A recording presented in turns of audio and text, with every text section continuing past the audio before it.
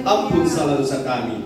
Dalam nama Tuhan Yesus kami berdoa. Haleluya. Semua yang percaya katakan amin. Puji Tuhan. Silakan duduk. Shalom. Belum semuanya. Shalom. Apa kabar Bapak Ibu Saudara? Luar biasa. Tuhan Kristus.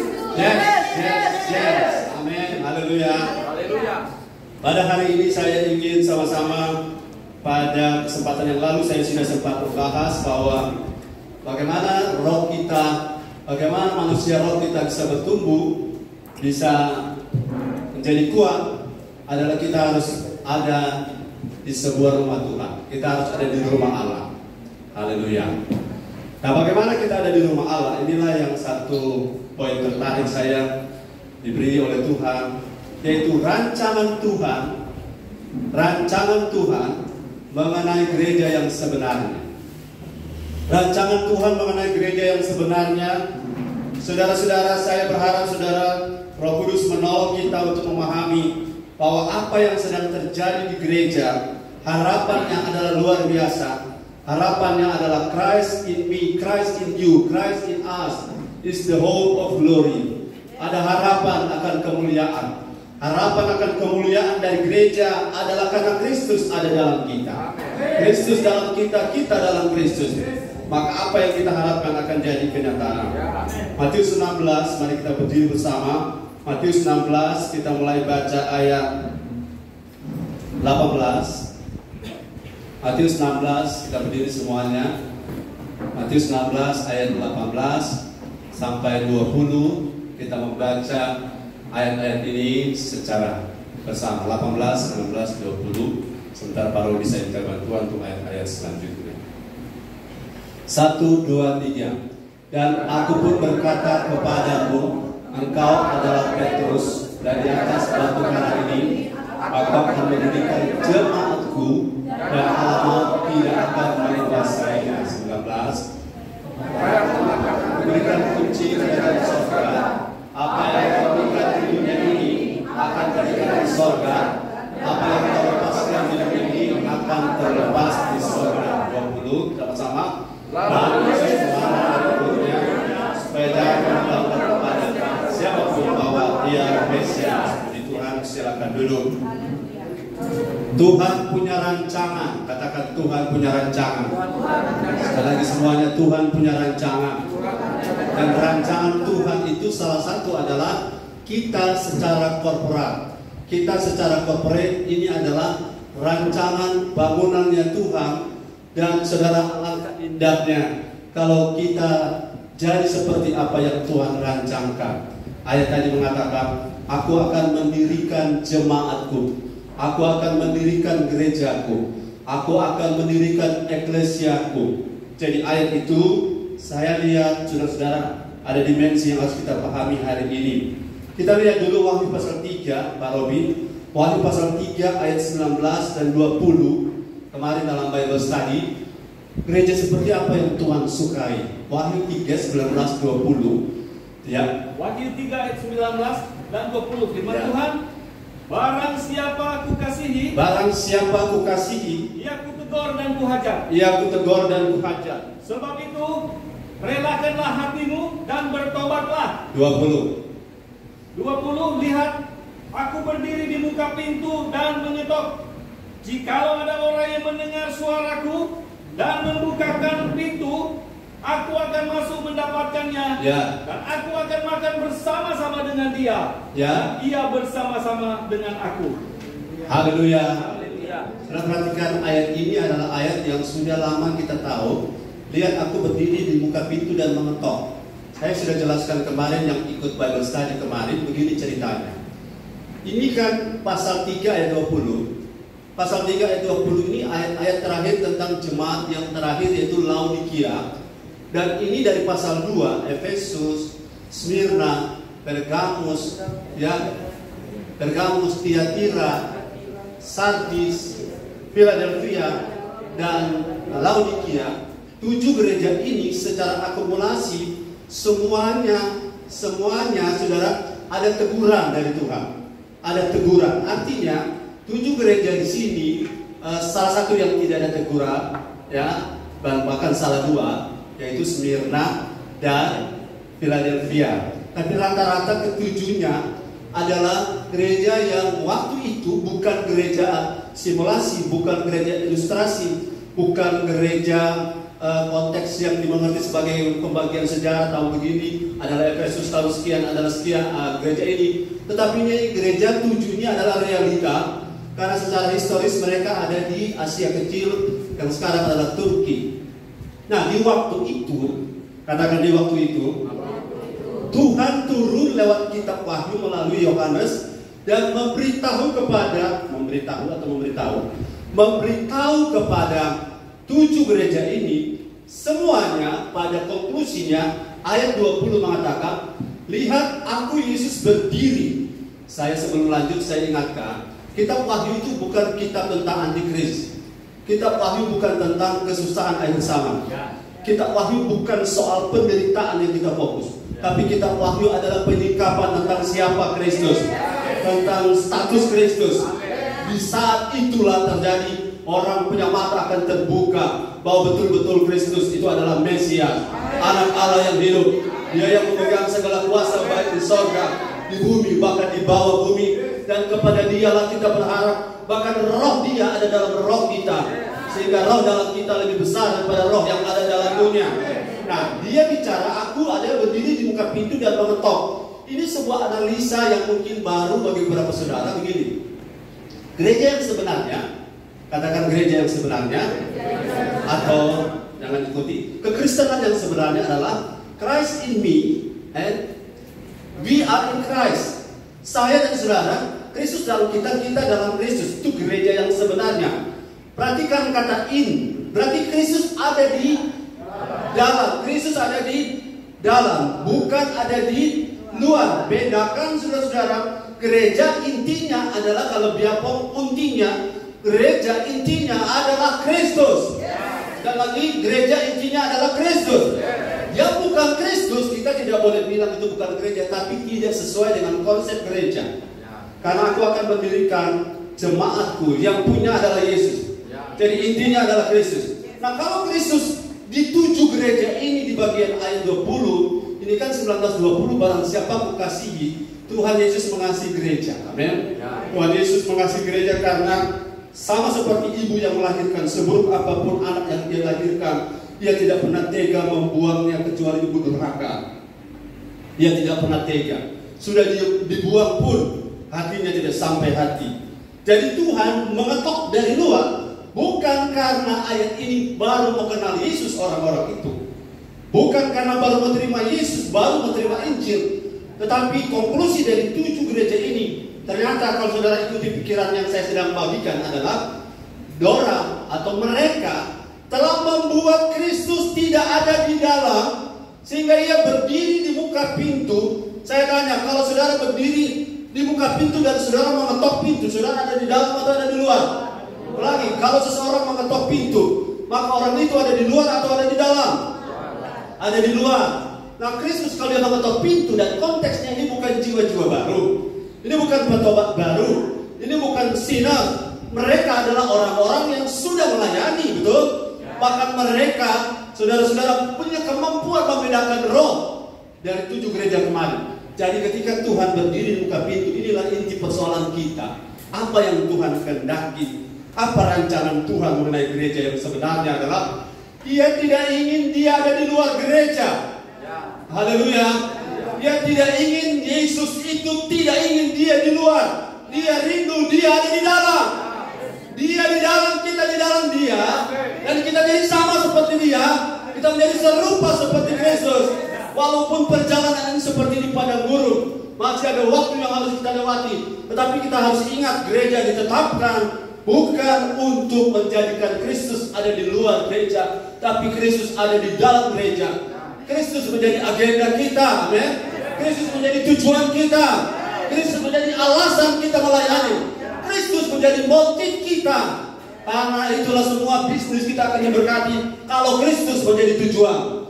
Bisnis kita akan direform oleh Tuhan kalau kita punya fokus adalah memuliakan Kristus, menampakkan kerajaan Allah, kerajaan Kristus di domain-domain bisnis kita. Dan saya yakin melalui gereja itu akan terjadi. Orang-orang yang di gereja bukan tempat dihibur, tapi orang-orang di gereja adalah orang-orang tempat orang dibentuk. Amin. Kita di sini bukan dihibur, tetapi kita ini dilatih. Amin. Maka latihan Kopassus akan membuat kita akan melihat dengan sebelah mata setiap tantangan yang ditakuti oleh para hansip. Setuju dengan saya, katakan amin. Kalau saudara latihan Kopassus berhadapan dengan masalah para hansip, bukan mengecilkan, tidak ya. Tapi level latihan kita menentukan bagaimana kita bisa men-take over, bagaimana kita bisa menghandle apa yang selama ini tidak dapat kita atasi dan tangani. Jadi jika ada orang yang mendengarkan suara Yesus dan membukakan pintu, ia akan masuk lagi dan akan bersama-sama dengan dia atau gereja agar kita bisa, katakan kita bisa berkuasa seperti Yesus.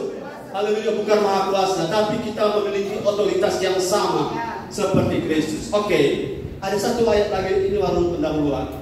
Wahyu pasal 11 ayat 1. Apa yang sedang Tuhan kerjakan hari-hari ini? Wahyu pasal 11 ayat 1, firman Tuhan. Kemudian diberikanlah kepadaku sebatang bulu seperti tongkat pengukur rupanya, dengan kata-kata yang berikut. Ya. Bangunlah dan ukurlah bait suci Allah dan mesbah dan mereka yang beribadah di dalamnya. Ya, terima kasih. Ini Wahyu pasal 11, tadi kan pasal 3 ya. Pasal 3 dan ini pasal 11. Ini kalau saudara perhatikan baik, pasal 12 nanti itu adalah kemenangan gereja anak laki-laki, gereja unusual, gereja yang bukan tradisi, gereja yang bukan biasa-biasa. Waktu itu iblis, satan, ular naga, ular tua tidak tahan berada di heavenly places, di atmosfer ini dia tidak tahan. Itu sebabnya dia harus mencari menemukan wujud untuk tinggal di dalam fisik, karena dia tidak lagi punya tempat di dimensi alam roh. Dia akan dikalahkan di sana oleh gereja. Gereja akan mengalahkan iblis. Haleluya. Pada dasarnya iblis sudah kalah, amin. Tetapi iblis masih berkuasa karena dia masih diberi kesempatan sampai dia dirantai, sampai dia masuk neraka. Tetapi disinilah tempat kita train, kita latih, kita dipersiapkan oleh Tuhan untuk mengalahkan yang selama ini menguasai domain-domain kita, yaitu iblis dan antek-anteknya. Tapi iblis tidak akan bertahan kalau gerejanya dewasa. Iblis tidak akan bisa mempertahankan patok-patok mereka kalau gereja bangkit di akhir zaman. Kalau gereja bangkit di akhir zaman, pastikan kita ada di sana. Gereja bukan tempat saudara diberi pelayanan. Gereja bukan tempat di mana saudara diberi pelayanan saja. Saya taruh kata saja. Bukan tempat di mana saudara dilayani diakonia saja. Bukan supaya ketika saudara mati atau sudah meninggal ada yang melayani, tidak. Tapi gereja adalah tempat saudara dilatih, tempat saudara dibentuk, dan saudara menjadi seperti Kristus. Maka saudara selama di bumi bukan hanya nanti masuk surga, tapi hidup di bumi merasa surga. Haleluya. Kita orang-orang surga yang ada di bumi, sama seperti Rambo. Sudah tahu Rambo? Ini kan fiksi. Orang Amerika yang hidup di Vietnam tetapi dengan fasilitas Amerika.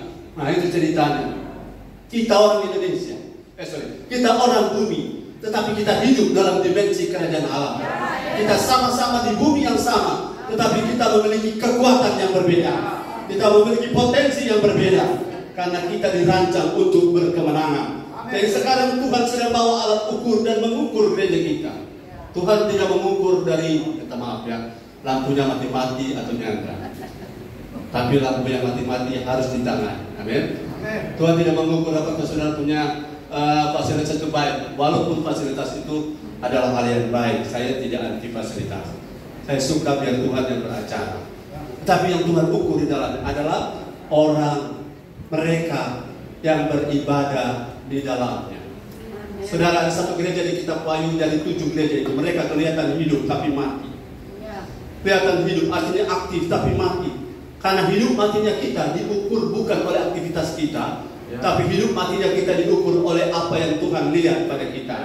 Katakan amin. Bangunlah, ukurlah bait suci Allah dan mesbah serta orang yang beribadah di dalamnya. Ini yang Tuhan sedang ukur sekarang. Oke, mari kita lihat gereja seperti apa yang Tuhan mau. Yang pertama adalah Matius 16 ayat 18. gereja seperti apa yang Tuhan mau yang sebenarnya. 16-18. Matius 16 ayat 18 firman Tuhan, dan aku pun berkata kepadamu, engkau adalah Petrus, dan di atas batu karang ini aku akan mendirikan jemaatku, dan alam maut tidak akan menguasainya. Aku akan mendirikan jemaatku dan alam maut tidak akan menguasainya. Ya, alam maut itu the gate of hell, the gate of Hades, apa yang namanya pintu yang bisa yang bisa dipakai untuk iblis itu masuk ke dalam. Alam maut tidak berkuasa atas gereja. Inilah kerinduan Tuhan. Gereja yang Tuhan mau adalah gereja yang tidak dikuasai oleh alam maut. Saudara, alam maut itu bereaksi dengan berbagai cara, sehingga kita bisa jadi orang yang murung, orang yang sedih, orang yang kalah, orang yang blunder, orang-orang yang tak berdaya, yang musim kita kemudian berputar seperti siklus. Kita senang, kemudian kita susah. Kita diberkati, kemudian kita bangkrut. Berputar-putar seperti itu adalah siklus alam maut. Alam maut tidak mau kita naik. Alam maut tidak mau kita sukses. Alam maut mau kita berputar-putar. Dan saya menyadari ini, saudara-saudara. Mari kita lihat alam maut itu bagaimana operasionalnya. Galatia 4 ayat 3. Alam maut itu tidak boleh ada dalam gereja, dalam arti itu bukan kehendak Tuhan. Katakan amin. Sakit penyakit boleh menimpa banyak orang, tapi sakit penyakit tidak boleh membuat kita sampai menanggung bilang tapalaka, terpapar, tapi kita tidak akan terkapar. Katakan amin. Ayat ini mari sama-sama lihat.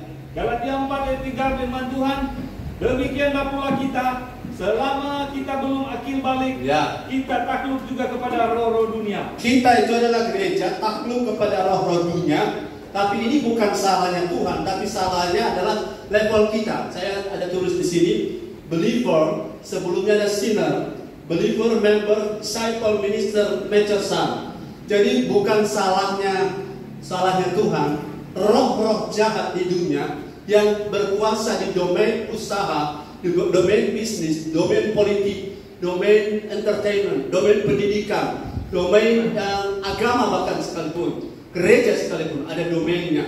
Nah, mereka roh-roh dunia bisa beroperasi ketika level dari gereja kita tidak seperti apa yang Tuhan mau. Tuhan mau kita punya gereja dibentuk, katakan amin. Tuhan mau gereja kita jadi prosesnya jadi dewasa. No proses, no progress, dan no promotion. Katakan amin. Jadi gereja kita harus diproses supaya dipromosi. Haleluya. Dan progresnya adalah seperti kita dengar firman hari ini. Ini progres, ini bukan pelengkap. Ini bukan supaya kita nanti orang bilang ada masuk gereja hari Minggu dan kita dengar firman. Ini tidak, ini bagian dari proses. Dan progresnya adalah setiap kali saudara dengar firman, roh saudara diberi makan, jiwa saudara ditransformasi, dan tubuh saudara akan bereaksi seperti firman yang roh saudara terima, dan jiwamu akan berkemenangan. Walaupun masalah tetap akan ada tiap hari, tapi masalah tidak akan menjungkir balikan kita. Katakan amin. Haleluya. Jadi roh-roh dunia ini sebenarnya sudah kalah, tetapi mereka masih bisa mendominasi kalau gereja tidak mencapai apa yang menjadi kerinduan Tuhan. Saya bilang tadi, gereja bukan tempat saudara melayani saja. Gereja bukan tempat saudara menjadi anggota gereja saja. Gereja bukan tempat nanti saudara ada yang menjamin kalau ada masalah-masalah sosial. Tetapi gereja adalah tempat saudara dilatih, dibentuk menjadi serupa Kristus, dan saudara akan berkemenangan di bidang apapun saudara bekerja. Bahkan saudara tidak punya apa-apa akan menjadi apa-apa, from nothing to something, karena Kristus di dalam kita. Haleluya. Haleluya. Saudara lihat Matius 12:3-45. Saya ingin tunjukkan bahwa alam maut itu bekerjanya seperti ini. Matius 12:43-45. Jangan biarkan bisnis kita dikuasai oleh alam maut. Jangan biarkan bisnis kita dihancurkan oleh alam maut. Jangan biarkan pekerjaan domain-domain kita dirusak oleh alam maut. Haleluya. Beberapa orang sudah bercerita pada saya, untuk naik jabatan, untuk naik pangkat harus bayar. Bahkan ada yang membayar dengan memberikan dirinya untuk supaya naik level, naik jabatan. Itulah cara-cara dunia yang kita harus dobrak dan kita jadi pemenang di sana. Orang harus sogok supaya terbuka proyek. Orang harus buka ini, buka itu supaya kita bisa menang. Tapi kita akan menang ke depan karena Kristus. Karena Kristus menjadi motif kita. Ayat ini bilang apa? Matius 12 ayat 43 firman Tuhan. Apabila roh jahat keluar dari manusia, ia pun mengembara ke tempat-tempat yang tandus mencari perhentian, tetapi ia tidak mendapatnya. Lalu ia berkata, aku akan kembali ke rumah yang telah kutinggalkan itu. Maka pergilah ia dan mendapati rumah itu kosong, bersih, tersapu, dan rapi teratur. Ayat 45, lalu ia keluar dan mengajak 7 roh lain yang lebih jahat daripadanya, dan mereka masuk dan berdiam di situ. Maka akhirnya keadaan orang itu lebih buruk daripada keadaan semula. Demikian juga akan berlaku atas angkatan yang jahat ini. Angkatan yang jahat ini adalah kelompok para Saduki dan para Farisi yang getol belajar firman, belajar Alkitab secara skriptural. Mereka back to the Bible, tetapi roh mereka tidak diberi makan karena ini hanya diisi sampai pengetahuan, hanya sebagai knowledge, bukan understanding, bukan memberi roh mereka makan. Sehingga angkatan itu, saudara-saudara, memang ketika kita percaya Yesus, iblis keluar, betul? Ketika kita terima Yesus, iblis tidak lagi menguasai kita. Tetapi langkah selanjutnya, Kristus harus bertumbuh di dalam kita. Kristus bukan hanya stay atau walk through, hanya lewat dari hidup kita, di hidup kita. Tetapi Kristus harus dwell in us. Dwell, tinggal dalam kita. Kalau dia tinggal di dalam kita, bukan berarti masalah sudah pergi 100%. Tetapi setiap masalah dapat kita atasi karena kita memiliki Kristus. Kristus bilang, kalau Kristus di pihak kita, siapa lawan kita? Kita more than conqueror. Kita lebih dari pemenang. Karena apa? Karena ketika iblis keluar, jangan kita biarkan gereja kita kosong. Maaf, paduan suara itu baik. Tapi kalau Roh Kudus tidak bekerja, kita akan lari ke paduan suara. Paduan suara itu baik. Lomba nyanyi itu baik. Tapi kalau Roh Kudus ada di dalam kita, kita lebih tertarik kepada penyembahan. Bukan tertarik kepada lomba nyanyi, walaupun lomba nyanyi tidak salah. Dan apa-apa yang tidak Kristus akan menarik sesuatu yang lain. Setuju dengan saya, katakan amin. Kalau saudara fokus gereja ini bukan Kristus, maka sesuatu yang bukan Kristus yang lainnya akan berombongan datang. Akan diajak 7 yang lain. 7 yang lain bahkan lebih jahat. Saya percaya perjuangan kita memang bukan perjuangan yang mudah, tapi bukan perjuangan yang tidak mungkin. Karena bagi Tuhan tak ada yang mustahil. Bagi Tuhan tak ada yang sukar. Jadi Tuhan mau gereja kita, alam maut jangan berkuasa di dalamnya. Alam maut tidak boleh menguasai kita. Konsep berpikir alam maut itu dimulai dari pikiran. Saya tadi saudara keluar pergi ambil sesuatu di mobil, dan ketika saya balik kanan, tidak PTS tadi ada kopeng itu Bapak nama.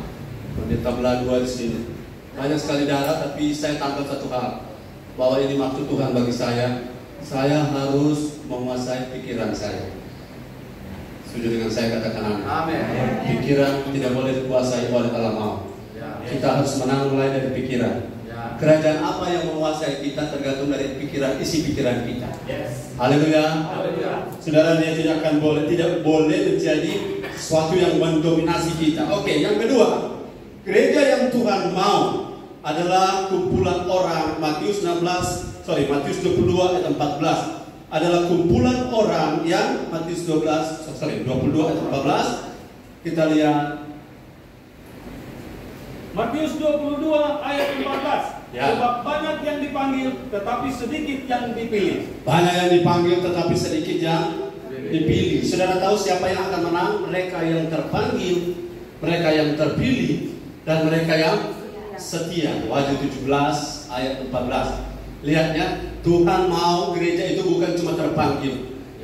17-14 Wahyu 17 ayat 14. Firman Tuhan, mereka akan berperang melawan anak domba, tetapi anak domba akan mengalahkan mereka. Roh dunia, roh jahat, antikristus. Karena ia adalah Tuhan di atas segala Tuhan. Karena anak domba Yesus adalah Tuhan di atas segala Tuhan dan Raja di atas segala Raja. Mereka bersama-sama dengan siapa yang bersama-sama dengan dia, itu gereja akan menang. Juga akan menang.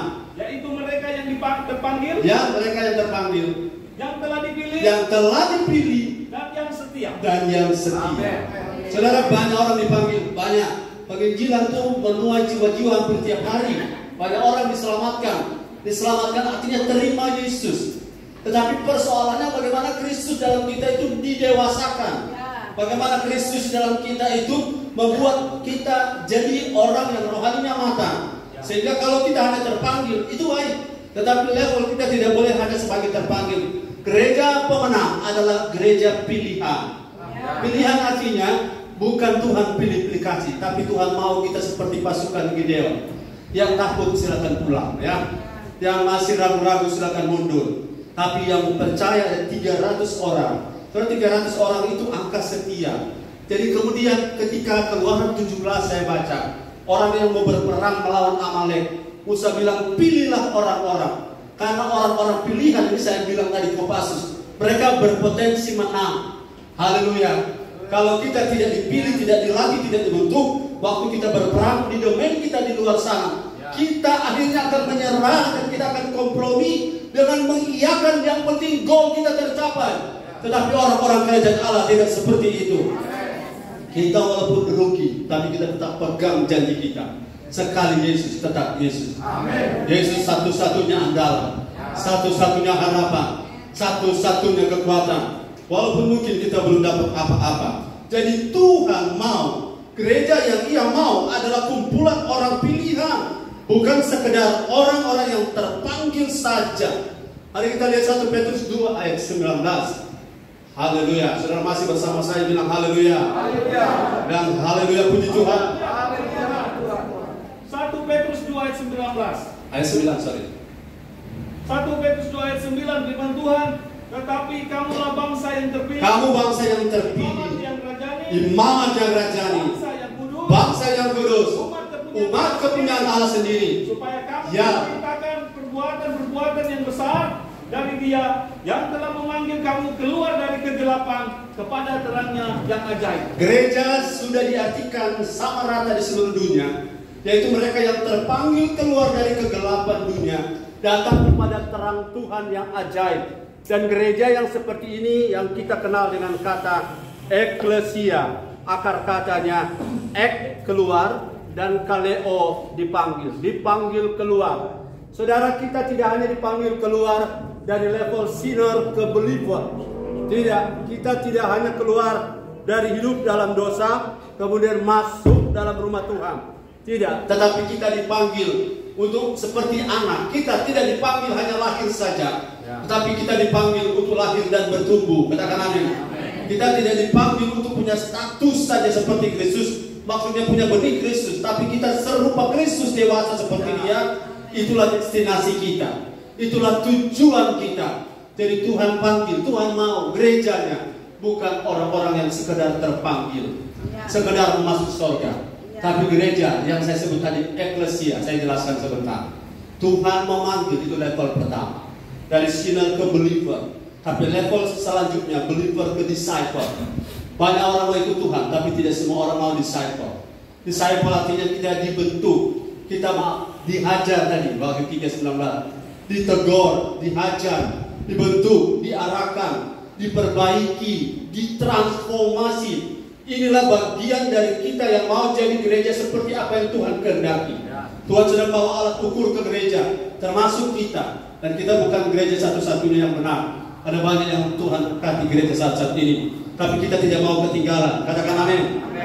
Haleluya. Itu sebabnya bagi saya ibadah itu bukan pelengkap. Kita tidak hanya karena ada waktu kita ibadah, tetapi kita tidak bisa kalau kita tidak ketemu Tuhan. Kita tidak ibadah hanya karena kita ingin mengisi waktu, tetapi kita ibadah supaya kita bertemu Tuhan yang membentuk kita, supaya kita mendapatkan sesuatu. Kita tidak ibadah untuk kumpul kekuatan seperti cas dan kemudian kita pakai seminggu dan habis cas lagi hari Minggu. Tidak. Tapi kita ibadah karena memang habitat kita, atmosfer kita ada di hadirat Tuhan. Karena di sana kita diperbesar kapasitas roh kita. Dan ibadah ini mengandung janji. Amin. Baik hidup yang sekarang ini maupun untuk hidup yang akan datang. Dan kita jadi bangsa yang terpilih, imamat yang rajani. Saudara-saudara, dan kita menjadi bangsa spesial. Haleluya. Umat kepunyaan Allah sendiri. Dan tidak ada umat kepunyaan Allah sendiri yang gagal di bisnis, yang kalah, kecuali ia menggunakan cara-cara dunia, kecuali ia pakai cara-cara kerajaan kerajaan dunia. Tetapi kalau dia ada dalam kerajaan Allah, dia pasti lebih dari pemenang. Haleluya. Matius 16 tadi. Yang ketiga, gereja yang Tuhan mau. Saya agak cepat-cepat supaya saudara bisa sempat selesai. Tapi bagaimana, lebih bagus pelan-pelan atau cepat-cepat? Cepat-cepat ya. Saya tangkap dengan cepat. Haleluya. Matius 18, 17 sampai 18. Gereja yang Tuhan mau sekarang seperti apa? Ya rabasik karena dapat takkan apa ya. Matius 18 ayat 17 sampai 18. Matius 18 ayat 17 sampai 18. Firman Tuhan, jika ia tidak mau mendengarkan mereka, sampaikanlah soalnya kepada jemaat. Dan jika ia tidak mau juga mendengarkan jemaat, pandanglah dia sebagai seorang yang tidak mengenal Allah atau seorang pemungut cukai. Ayat 18, aku berkata kepadamu, sesungguhnya apa yang kamu ikat di dunia ini akan terikat di sorga, dan apa yang kamu lepaskan di dunia ini akan terlepas di sorga. Haleluya. Saudara-saudara, sebenarnya saya sudah siapkan ayat bukan yang ini, tapi yang jangan salah saya catat karena saya punya laptop ada masalah. Ada dibaptis oleh AC, air AC turun seperti embun dari Bukit Hermon, dia turun ke saluran pipa dan dia jatuh tepat di atas laptop. Dan laptop tinggal diangkat begini, dia keluar airnya melimpah, berkatnya melimpah, sehingga error ini. Di mana ada ayat tulis pasal 18, 2-3 orang berkumpul, itu yang saya sedang tulis. Ada 20, ayat 20 minta maaf.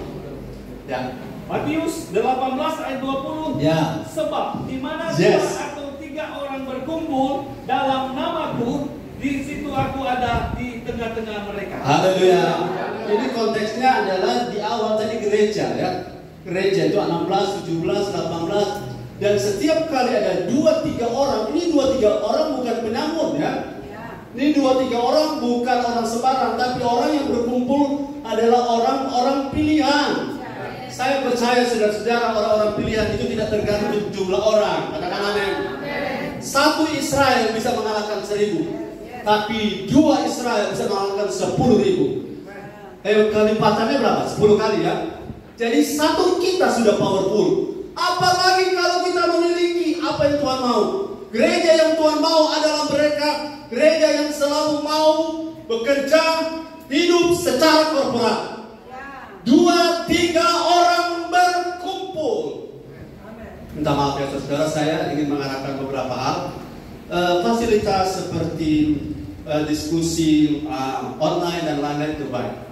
Tapi kata berkumpul dalam Ibrani 10 ayat 5 sebentar dibaca. Kata berkumpul di sini adalah kita tatap muka, bukan tatap muka di atmosfer yang sama. Bukan pada posisi-posisi yang berbeda, tapi nanti ada waktu lain saya bahas itu. Karena kalau masuk ke dalamnya saya bisa tidak kembali lagi, saya bisa tidak pulang. Maksud saya 2-3 orang berkumpul. Saya ada amati kemarin saudara. Ternyata ada 1 jam penyembahan di sini. Orang yang ada hanya 2-3 orang, tapi hadirat tidak terpengaruh oleh karena jumlah orang. Haleluya. 1 kali api bertambah, saudara lebih terbakar lagi. Jadi saudara punya prinsip sekarang ini, perhatikan gereja itu Tuhan mau kita secara korporat. Dan kalau secara kebersamaan atau the power of unity of the church, itu akan membuat Tuhan hadir. Tuhan ada, Tuhan bersekutu, Tuhan turut bekerja. Dan di mana Allah ada, di situ ada damai sejahtera. Di mana Allah hadir, di situ ada mujizat. Saya tandaskan bahwa Allah kita maha hadir. God is omnipresent. Tapi Allah tidak hadir di sembarang tempat. Allah tidak ada di sembarang tempat. Allah ada di mana ada 2-3 orang berkumpul karena nama Tuhan. Dan pastikan Tuhan itu ada. Salah satu ciri rumah Tuhan adalah pastikan Tuhan hadir. Jemaat Efesus itu jemaat yang luar biasa. Aku tahu pekerjaanmu. Aku tahu jadi lelahmu. Aku tahu kerajinanmu. Tapi satu yang telah aku mencela engkau, karena satu yang telah kau tinggalkan adalah kasihmu yang semula. Kasih yang semula bukan karena kita berapi-api saat pertama kali bertobat. Kita pakai daun pisang untuk berpayung. Kita tidak makan 2-3 hari karena KKR berantai. Kita pulang tengah malam baju basah di badan baju dibasah. basah baju di badan, dan kita tidak merasa apa-apa, dan kita anggap itu cinta ulang-ulang. Dan sekarang kita sudah malas-malas, itu gara-gara dulu saya sudah pernah cinta ulang-ulang, dan wajar saya seperti ini. Tapi saya kasih tahu itu tidak wajar. Tidak wajar, haleluya. Karena grafik orang benar dari cahaya fajar sampai rembang tengah hari, bukan rembang tengah hari sampai terbit dan terbenamnya matahari. Kalau kasih Tuhan dari terbit sampai terbenam, tapi grafik hidup orang benar adalah dari terbit sampai rembang tengah hari. Nanti kita, saudara pilih mana? Mekar-mekarnya kita kemudian Tuhan petik, atau solai itu tidak berguna buat Tuhan petik. Mekar-mekar Tuhan ambil, karena grafik kita harus terus naik. Yang mau terus naik katakan amin. Pak Gembala kita menerima bahwa Hosa, ya, Hosa itu adalah bagian dari naturnya manusia. Selama kita masih hidup di dunia, masih ada tuh bagian-bagian tantangan, kelemahan. Tapi kita tidak boleh menyerah pada kelemahan. Saudara-saudara, kalau ada kesalahan, saya selalu bilang begini, saya tidak seharusnya seperti ini. Kalau saya lagi khawatir, saya bilang saya tidak seharusnya khawatir. Dan kita tidak boleh, ya sudah biasa orang ini, namanya masih manusia. Kita khawatir-khawatirkan, bro juga masih manusia. Coba koleto kalau masih rasa sakit berarti masih manusia. Berarti khawatir itu wajar. Sorry, khawatir adalah dimensi kerajaan dunia. Dimensi kerajaan percaya, kerajaan Allah adalah balik sistem kita. Kita tidak hidup karena khawatir, tetapi kita hidup karena percaya. Saudara, khawatir adalah mempercayai apa yang dunia pasang, mempercayai dan menakuti apa yang dunia pasang strateginya. Tapi percaya adalah kita tahu roh dalam kita lebih besar daripada roh dan strategi orang dunia. Roh dunia boleh bermanifestasi pada orang dunia dan mereka bisa menang, tetapi bagi kita mereka tidak akan pernah menang, karena kita lebih dari pemenang karena Kristus. Haleluya. Saudara, 120 orang ketika hari Pentakosta tiba, 10 hari tak kemana-mana.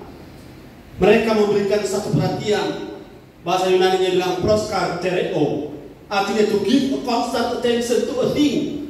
Mereka fokus kepada menanti Roh Kudus. Dan di sini kekuatan Roh Kudus bekerja. Saya yakin 2 orang berdoa, minimal itu suami istri. Gereja kita berdoa hari ini, kuasa sorga turun. Apa yang terjadi di sorga akan terjadi di bumi. Dan saya yakin gereja ini yang Tuhan mau. Gereja tidak hanya suka, saudara-saudara, gereja itu maksud saya bukanlah one man show, bukanlah gereja yang kuat sendiri, dipakai Tuhan sendiri, diurapi Tuhan sendiri, diberkati sendiri, dan kalau jatuh juga sendiri. Bukan itu kehendak Tuhan. Kehendak Tuhan kita bersama-sama, bersama dalam hadirat, bersama saling menopang, bersama saling memberkati, bersama saling menguatkan, bersama maju, bersama dibangun menjadi seperti Kristus.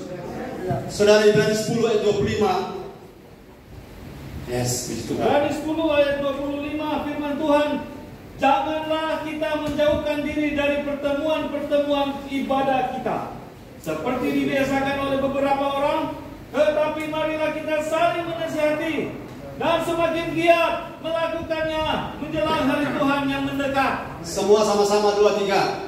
Janganlah, yang keras, ulang 2, 3.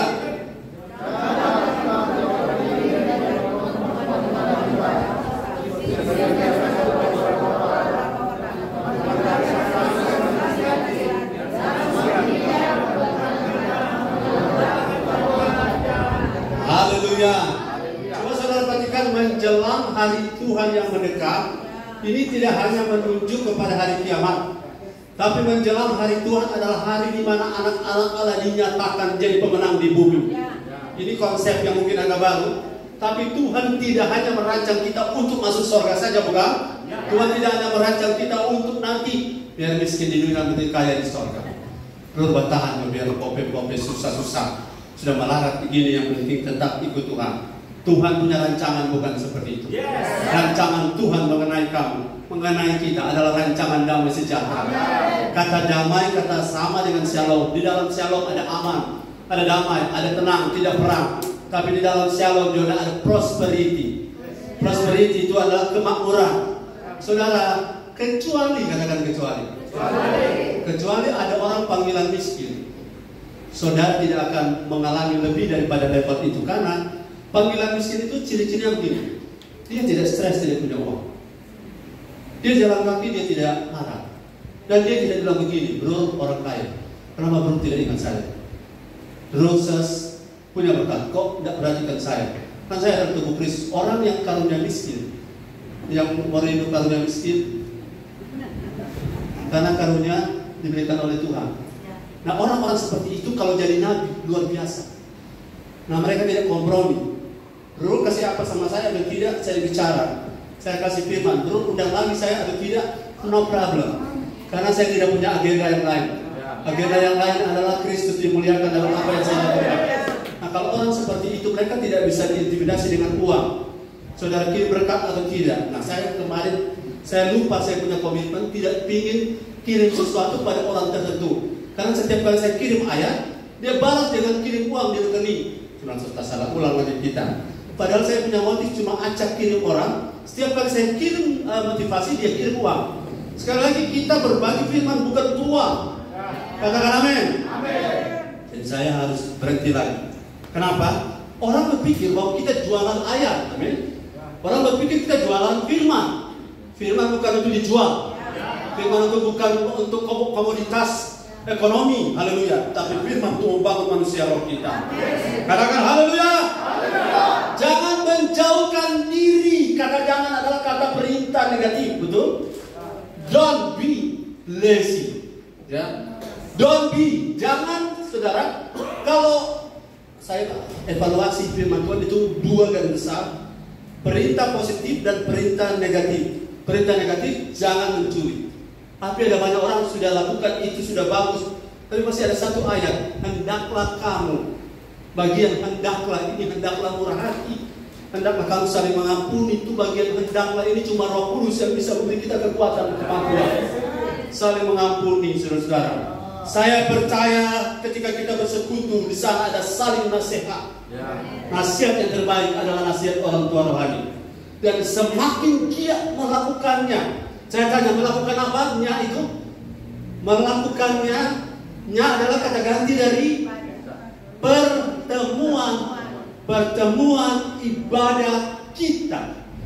Nah ada orang rajin di ibadah mereka tapi tidak suka di ibadah kita.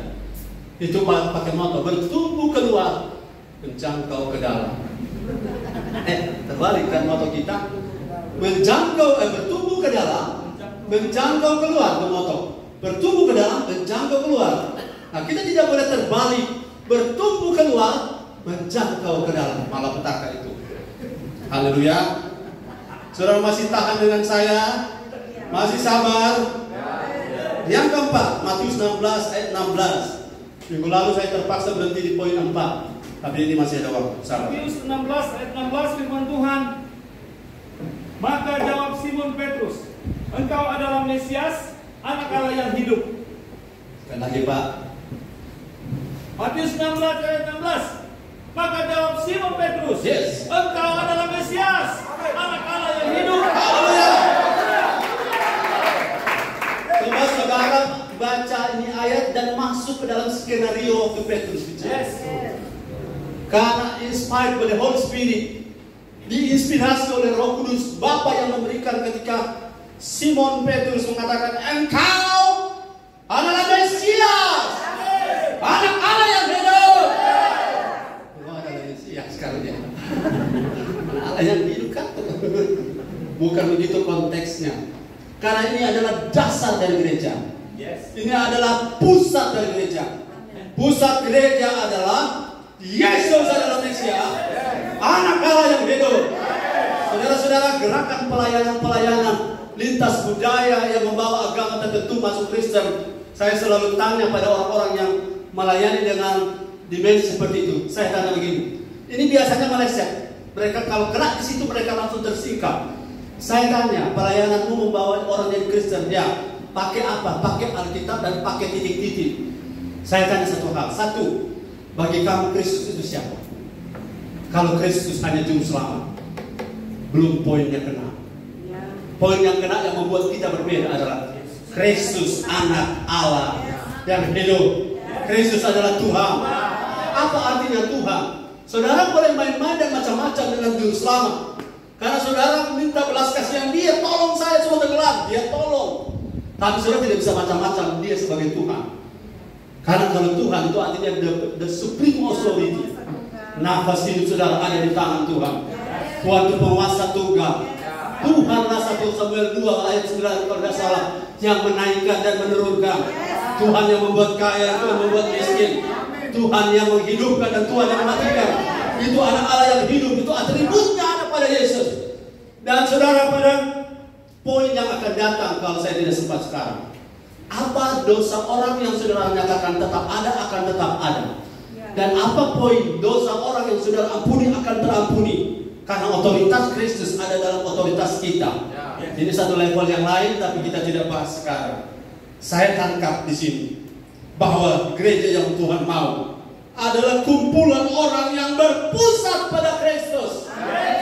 Yang namanya Kristus. Christ is the center of our church. Gereja kita pusatnya adalah Kristus. Siapapun kita bisa hebat, kita bisa kuat, kita bisa diberkati, kita bisa punya banyak peran, kita bisa dipakai Tuhan luar biasa. Tapi fokus, dasar, tujuan, pola, pusat daripada gereja adalah satu saja, hanya Kristus, hanya Yesus, hanya Dia satu-satunya junjungan kita. Dan kalau Dia ada di gereja, maka segala alam maut akan dihancurkan oleh Yesus Kristus. Karena Dia bukan cuma Mesias, Dia bukan cuma juru selamat, tapi Dia Tuhan. Segala lidah akan mengaku, oh Kristus kurios, Kristus adalah Tuhan, dan segala lutut akan bertekuk lutut. Dia adalah Tuhan bagi kemuliaan Bapa untuk selama-lamanya. Jadi gereja yang Tuhan mau sekarang adalah gereja yang berpusat pada Kristus. Bukan berpusat pada profit, bukan berpusat pada orang, bukan berpusat pada capaian-capaian. Walau orang profit kalau datang berkat itu baik, bukan berpusat pada itu. Karena kalau Kristus kita dapat semuanya. Kalau Kristus seperti sumur, saudara bisa punya satu ember berkat, tapi kalau saudara punya sumur, saudara tidak pernah kekurangan berkat. Karena intinya adalah Kristus. Kristus adalah sumbernya. Haleluya. Lalu cepat-cepat orang. Semoga ini kelar. Matius 16 ayat 17. Matius 16 ayat 17. Matius 16 ayat 17. Firman Tuhan, kata Yesus kepadanya, berbahagialah engkau Simon bin Yunus, sebab bukan manusia yang menyatakan itu kepadamu, melainkan Bapakku yang di surga. Ya. Mari kita lihat. Minta maaf kalau ada terjemahan bahasa Inggrisnya yang ada saja. Saya pengen perlihatkan ayat ini ada yang orang ya. Oke. And Jesus answered and said unto him, Blessed art thou, Simon Bar-Jonah, for flesh and blood hath not revealed it unto thee, but my Father which is in heaven. Saudara perhatikan di dalam bahasa Indonesia ada kata bukan manusia. Coba kembali ke bahasa Indonesia. Saudara masih bersama saya, bilang haleluya. Bukan manusia. Betul? Ya. Tapi versi tadi bilang apa? Bukan, kembali, masih bisa? Versi tadi bukan flesh and blood. Flesh, bukan blood. Sorry, flesh and blood, flesh and blood. Jadi flesh ini bukan SARS ya. SARS itu kan kedagingan. Tapi flesh and blood ini artinya bukan tubuh jasmani dimensi gereja. Saudara boleh memiliki kelemahan fisik, tapi kalau Kristus ada di dalam saudara, saudara memiliki dimensi spiritual. Saudara memiliki dimensi sorga. Sebab roh di dalam tubuh yang mungkin lemah, cacat, mungkin idiot, imbisil. Tapi kalau saudara ada di gereja, saya sudah lihat orang yang idiot, imbisil. Setiap kali altar call didoakan. Lama-lama otaknya bertumbuh, otaknya berubah. Karena di dalam Kristus. Poin yang kelima ini, gereja yang Tuhan mau adalah kumpulan orang yang tidak hidup dalam dimensi darah dan daging. Karena kerajaan Allah itu bukan soal makan dan minum, tetapi soal sukacita, damai sejahtera dan kebenaran. Dimensi inilah gereja kita sedang bergerak. Saudara, materi itu baik, berkat itu baik, jangan salah paham. Saya ulang-ulang, jangan salah paham. Karena ada orang, ada aliran anti berkat, anti promosi, tapi kita tidak. Yang menjadi fokus kita adalah kalau Kristus dalam gereja kita nyata, maka segala sesuatu Tuhan akan tambahkan. Kalau kerajaan Allah kita cari lebih dulu, segala sesuatu Tuhan siapkan. Jadi dimensi kita, saudara, boleh secara fisik engkau belum punya apa-apa, tapi kalau dimensimu gereja kita, Kristus menjadi pusat dari segala-galanya. Berkat hanya soal waktu, rumah, kendaraan, sukses di bisnis, dan jaringan yang luas, yang besar. Itu bukan soal apa-apa, tapi itu cuma soal waktu. Karena ketika kita berkenan di hadapan Tuhan, musuh pun didamaikan. Ketika kita berkenan masih tidur, Tuhan sudah sediakan berkat. Ketika kita dikasih Tuhan, semua surga dan bumi akan membackup orang-orang kerajaan Allah. Rambo dilengkapi dengan senjata dari Amerika, kita juga dilengkapi dari kerajaan Allah. Jangan takut, saudara-saudara. Dimensimu bukan karena apa yang kau lihat, bukan apa yang nampak di mata, tetapi apa yang kelihatan itu sementara. Tetapi yang tak kelihatan itu kekal. Apa yang tak kelihatan? Iman kita, roh kita, ketaatan kita, kesetiaan kita, perjuangan menerobos untuk tetap terus hidup dalam Tuhan. Itu tidak nampak pada orang-orang. Orang manusia melihat apa yang di depan mata, penampilan glowing karena pakai Mr. Light, misalnya dokter. Kita mungkin mukilah, lalat batera atau lalat, pakai bahasa Indonesia ini karena ada orang Jawa pakai bahasa Manado. Lalat batera dapat isi, artinya lalat tinggal terpeleset karena saking glowingnya kita. Tapi kalau glowing di hati ini tidak ada damai sejahtera untuk apa? Kalau bukan Kristus jadi pusat kita, satu saat Ibrani 12, satu saat, maksud saya bukan satu saat. Satu saat Ibrani 12 akan mengatakan semua kerajaan dunia akan tergoncang. Tapi ada satu yang tidak tergoncang, yaitu bisnis bersama Kristus, yaitu Kristus bersama gereja. Tidak akan tergoncang. Ada banyak saudara-saudara martabat ini ada tutup gara-gara goncangan daripada apa? Covid, pandemi. Tetapi martabat anak Tuhan tidak akan pernah kalah, karena Kristus ada dalam kita. Yang membuka usaha martabat katakan amin. Haleluya. Bagi Tuhan tak ada mustahil. Bisnis tidak jenis bisnis tidak menentukan berkat kita, kecuali bisnis di kerajaan dunia. Selama bisnis benar dengan cara kerajaan Allah, Tuhan buka pintu berkat. Jual-jual tempe, tapi seluruh Manado tempe kita yang punya. Dan kita jual, kita pengusaha tempe terkenal daripada pengusaha HP yang tidak laku-laku. Haleluya. Yang keenam, saudara perhatikan juga kalau semua dekat kelar, kita lebih tambah semangat. 16 ayat 18. 16, 18. Saya bilangin jangan sampai ayatnya salah, karena kita cuma di situ-situ terus. Bahasa Indonesia. Matius 16 ayat 18. Ya. Dan aku pun berkata kepadamu, engkau adalah Petrus, dan di atas batu karang ini aku akan mendirikan jemaatku, dan Allah mau tidak akan menguasainya. Haleluya. Dan aku, Yesus berkata kepadamu Petrus, engkau adalah Petra. Bukan Petra. Engkau adalah Petrus, dan di atas Petra ini, Petra yang mana? Pengakuan bahwa Kristus adalah Tuhan, pengakuan Kristus adalah Mesias.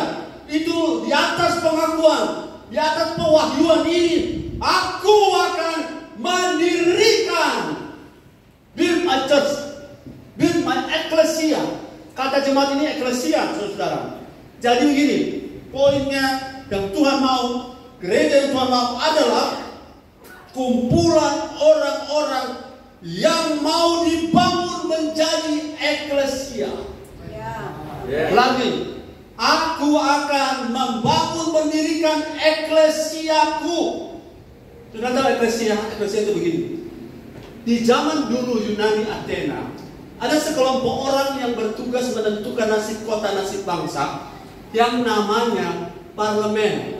Kalau di Amerika parlemen, di Indonesia DPR, dan mereka punya nama eklesia sebenarnya asal usulnya bukan istilah gereja, bukan istilah agama, tapi istilah pemerintahan. Orang-orang khusus, makanya tadi orang-orang pilihan. Berapa banyak orang pilihan di sini? Saudara yakin saudara orang pilihan? Karena pilihan adalah pilihan kita, amin. Tuhan memilih bukan berdasarkan apa-apa, tapi berdasarkan kita ikut Dia atau tidak. Jadi kalau kita jadi orang pilihan, maka jemaat yang disebut eklesia adalah sekelompok orang yang sudah terlatih dan mereka memiliki kemampuan skill di atas rata-rata karena mereka dibentuk di gereja dan mereka punya level, adalah level eklesia. Nasib kota, nasib bangsa ditentukan oleh jemaat ini, ditentukan oleh gereja. Begini maksudnya. Manado jadi seperti apa tergantung gereja. 23 Agustus kemarin, pada hari saya membuat status hidup manusia seperti uang. Hari itu ada mahasiswa gantung diri usia 19 tahun. Kalau ada masih orang gantung diri di kota Manado, berarti gereja masih lemah. Kita bersalah di situ. Kita masih santai. Kita masih fokus pada kita. Kita fokus supaya Manado terdampak oleh gereja kita, terdampak oleh orang yang susah bisa dihibur, orang lemah jadi kuat, orang yang bingung bisa ada arah, orang yang pusing di bisnis bisa diberikan arah yang jelas. Supaya kemana bisnisku bawa? Siapa yang nantinya akan dimuliakan dalam bisnisku? Apakah sukses saja? Apa berhasil saja? Apa target capaian saya berhasil? Kemudian saya puas. Saya tandaskan bahwa tujuan akhir dari bisnis kita semua adalah Kristus dimuliakan. Kalau Kristus muncul di domain bisnis, itu berarti ketika kita akil balik, ketika kita didewasakan, maka roh dunia akan takluk kepada kita. Roh manipulasi, roh investasi bodong. Sudah banyak orang jemaat tertipu, saudara. Sudah punya uang ada 10 miliar. Ayo, saya ada punya bisnis piara tude. Piara tude tidak bisa. Ada piara mujair. Kamu punya 10 miliar itu, dalam 3 minggu jadi 30 miliar. Ayo invest ke saya, dinamakan rekening saya. Saudara, cara-cara seperti ini jangan dipercaya. Tidak ada bisnis yang menang secara instan. Tidak ada bisnis yang tanpa proses, yang tidak tanpa kerja keras. Orang pengen itu, tapi banyak orang akhirnya tertipu. Karena roh Allah maut pengen menguras berkat-berkat kita. Ada satu orang, saudara, dia punya berkat. Saudara, ditipu berkali-kali. Hanya karena apa? Motif dia usahanya supaya kalau saya diberkati, orang kampung tidak tengok sebelah mata lagi dengan saya. Mikir cuma boleh. Kita juga boleh. Dan akhirnya setelah dia taruh investasinya, nomor yang dia simpan, dia telepon, halo, nomor jangan jawab, nomornya Anda hubungi. Sedang tidak dapat dihubungi, teleponlah, nomornya Anda hubungi. Sedang tidak suka dihubungi.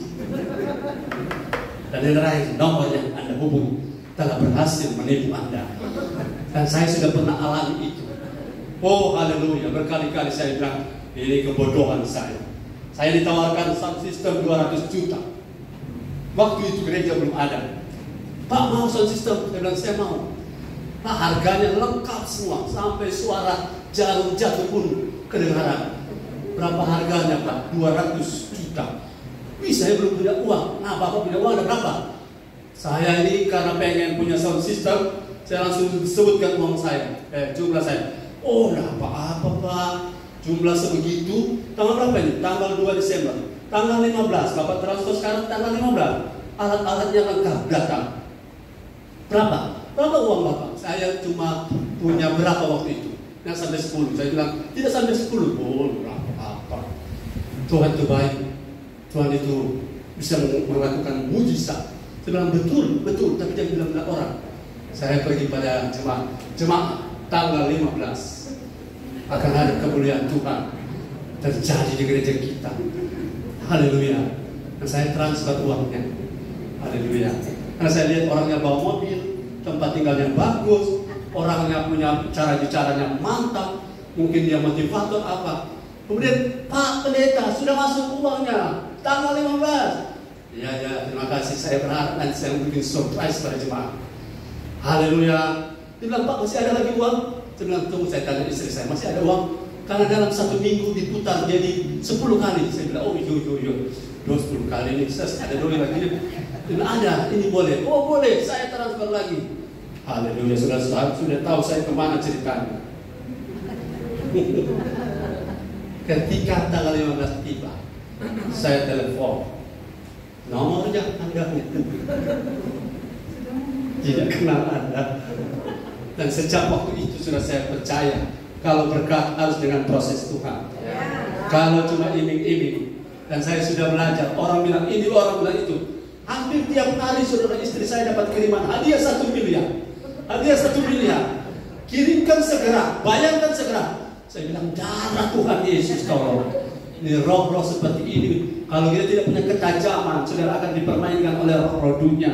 Tapi Tuhan bilang, aku akan mendirikan jemaatku yang memiliki ketajaman indera, untuk tidak sembarang ditipu. Haleluya. Saudara jangan sembarang percaya harapan dari orang-orang tertentu, kecuali saudara kenal hidupnya. Kalau hidupnya berkenan kepada Tuhan, dia pasti di-cover oleh Tuhan. Kalau hidupnya takut Tuhan, pasti dia di-cover oleh Tuhan. Kalau hidupnya untuk Tuhan, pasti berkatnya juga oleh Tuhan. Saya tidak percaya yang lain, bukan berarti saya tidak percaya saudara. Tapi kita akan lebih tajam karena Tuhan sedang melatih kita jadi kumpulan orang-orang yang dibentuk menjadi eklesia.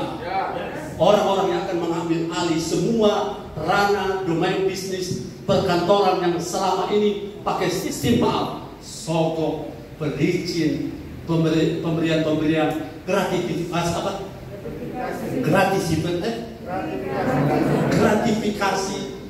Gratifikasi, pokoknya itu. Dan sekarang kita akan naik ke permukaan. Kita akan seperti Daniel, kita akan seperti Yusuf, kita seperti Simpson yang bukan Simpson, Gideon. Kita akan naik dan Tuhan akan pakai kita. Di Manado akan ada orang-orang besar, orang-orang penting, tetapi tidak hidup dengan cara dunia, akan hidup dengan cara Tuhan. Mereka berbisnis tidak loyo, haleluya. Mereka berbisnis tidak sampai banting tulang, karena beberapa orang banting tulang sudah patah tulangnya, belum juga dapat apa-apa. Kita bersama Tuhan kejar perkenanan, maka berkat mengejar kita. Kebajikan dan kemurahan Allah akan mengikuti kita seumur hidup kita. Dia ada di belakang dan kita ada di depan. Dan inilah prinsip yang Tuhan kerjakan. Yang terakhir, Matius 16. Saudara bilang haleluya. Artinya syukur, sukses. Karena ada janji mau makan, ada cara. Ayat 19. Matius 16 ayat 19. Kepadamu akan kuberikan kunci kerajaan sorga.